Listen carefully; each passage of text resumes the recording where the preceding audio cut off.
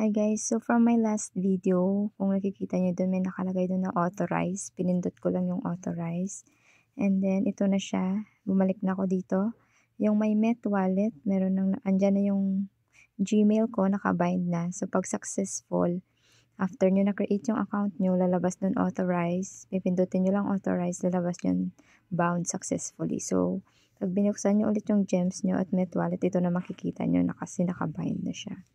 So, paano naman mag-link ng GCash? Ituturo ko sa inyo. Pindutin lang natin ulit to. So, from the start guys, ulit lang, ganun lang yun ha. So, ganyan, coins. Tapos, pag nakabind na, makikita mo na yung email or number mo dyan. Pindutin mo lang yung arrow na maliit. So, welcome to Met Wallet.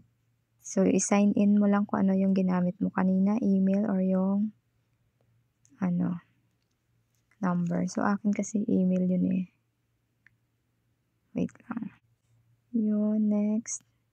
Ay, bakit ba kasi con ng con yun dyan eh. Imbis na com.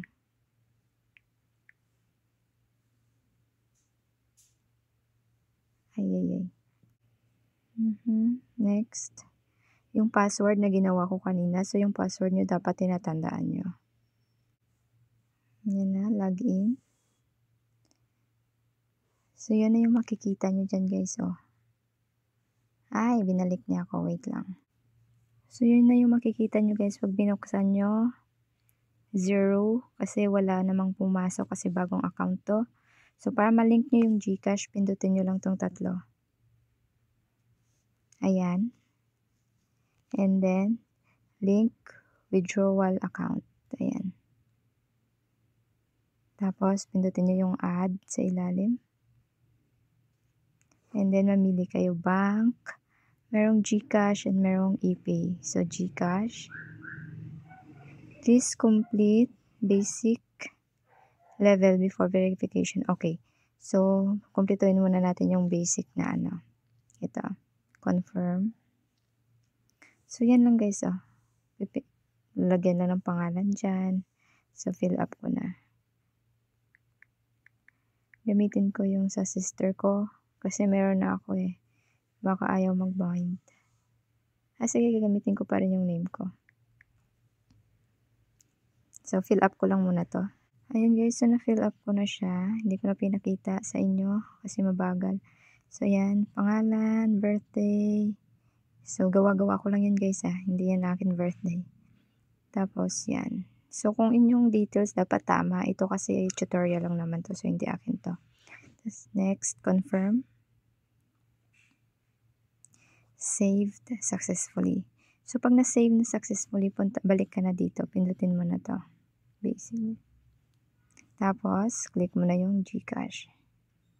Ayan.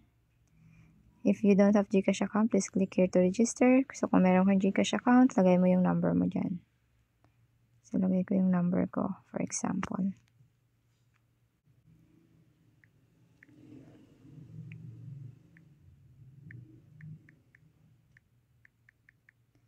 Ay, ano ba yun? So, for example, yan. And then, go.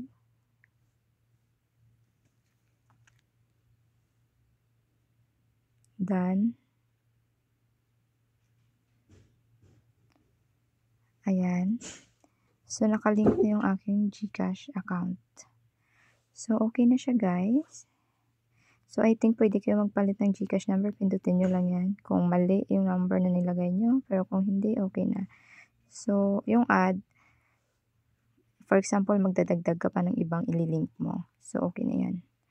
So, punta na tayo dito sa ating main. Balik sa ating main So, ang lalabas na dyan is hindi na link account. May lalabas na cash out.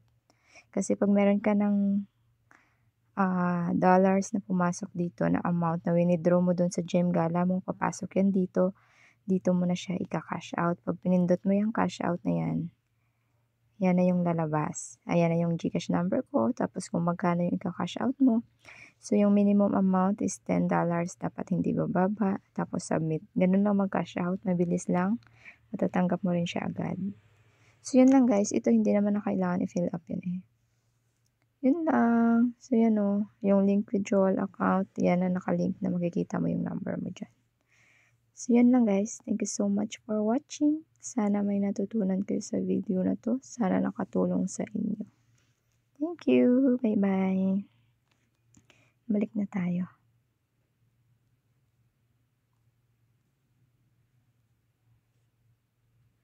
Bye-bye.